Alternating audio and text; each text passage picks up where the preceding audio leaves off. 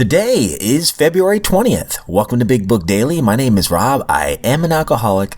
It is a thrill, honor, and joy to be here with you today as we journey through the Big Book of Alcoholics Anonymous and the 12 Steps and 12 Traditions.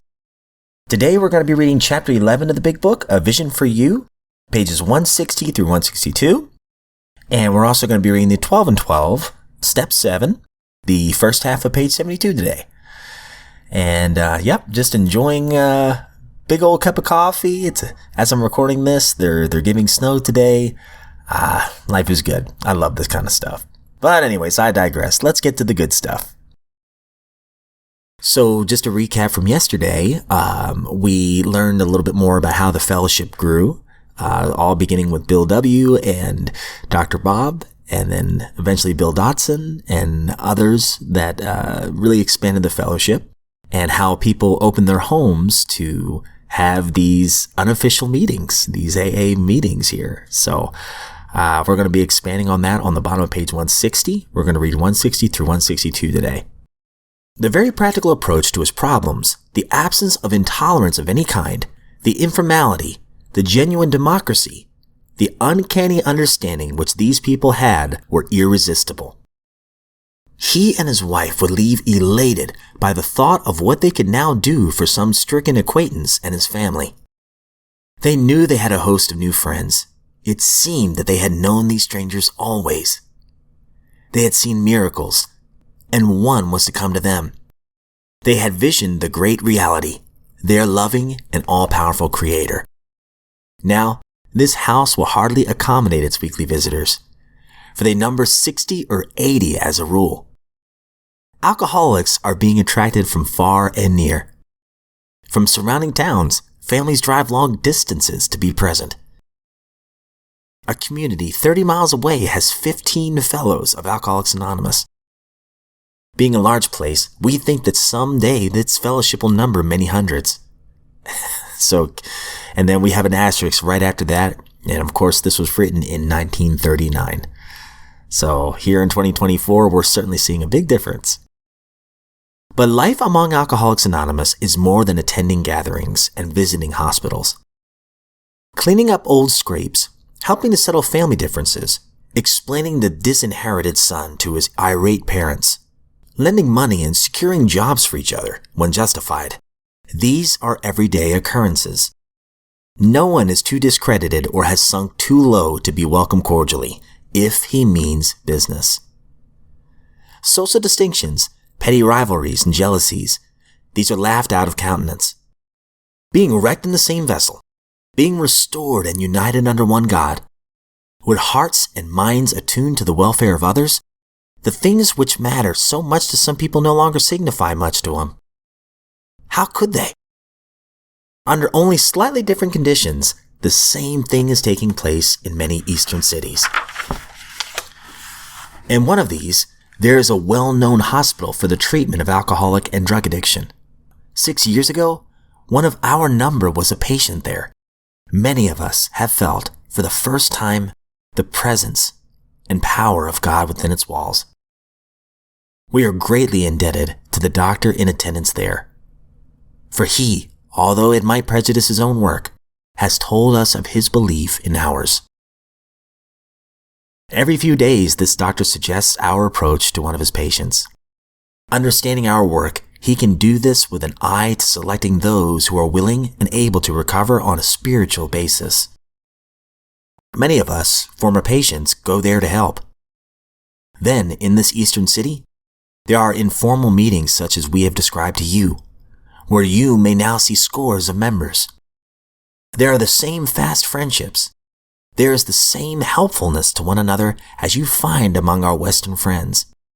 There's a good bit of travel between East and West, and we foresee a great increase in this helpful interchange. Someday, we hope that every alcoholic who journeys will find a fellowship of Alcoholics Anonymous at his destination. To some extent, this is already true. Some of us are salesmen and go about. Little clusters of 2s and 3s and 5s of us have sprung up in other communities, through contact with 2 larger centers. Those of us who travel drop in as often as we can. This practice enables us to lend a hand.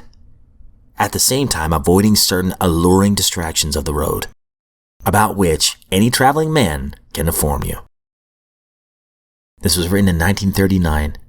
In 2017, there were over 118,305 groups. There is AA activity in approximately 180 countries, with an estimated membership of over 2 million. All right, that is a great stopping point on that high note right there. All right, guys, so we are on step 7, which is humbly ask Him to remove our shortcomings. And it says here, for without some degree of humility, no alcoholic can stay sober at all.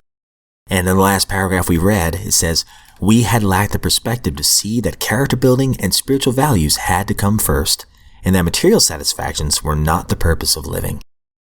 So with that, we're going to begin on the bottom of page 71, jumping into 72. True, most of us thought good character was desirable.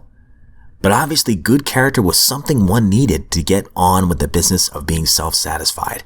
With a proper display of honesty and morality, we'd stand a better chance of getting what we really wanted. But whenever we had to choose between character and comfort, the character building was lost in the dust of our chase after what we thought was happiness. Seldom do we look at character building as something desirable in itself, something we would like to strive for, whether our instinctual needs were met or not. We never thought of making honesty, tolerance, and true love of man and God the daily basis of living. And, on that last note, what that says to me is, honesty and tolerance and true love of man and God, that is a central part of sobriety. At least maintaining sobriety for me. Loving God and loving others. Pretty simple, but certainly a radically different way of life than what I used to live. Go figure.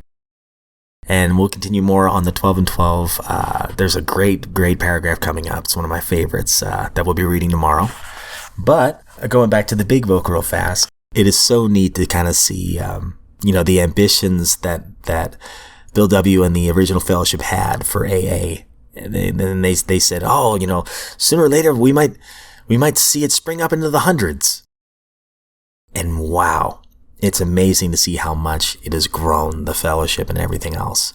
There are AA meetings and NA meetings and Al-Anon meetings, all kinds of anonymous meetings based on 12-step principles all over the world. And then with modern technology, it's so cool that people can connect and share their experience, strength, and hope almost literally anywhere. It's pretty special. And it's amazing to see, no matter what fellowships and meetings I've been to, it's amazing to see the miracles working in other people's lives. And yet, every meeting and every group is going to be a little different. It's going to be run a little bit differently. But usually, in my experience, the heart is still the same. And it's always amazing to see that. And I think it's powerful that they give Dr. Silkworth and his hospital a lot of credit in being an ambassador for this program. And it's just a beautiful thing. But that's all we have time for today, guys. I hope you all have a wonderful day. I hope you stay warm wherever you're at. And I look forward to seeing you back here tomorrow.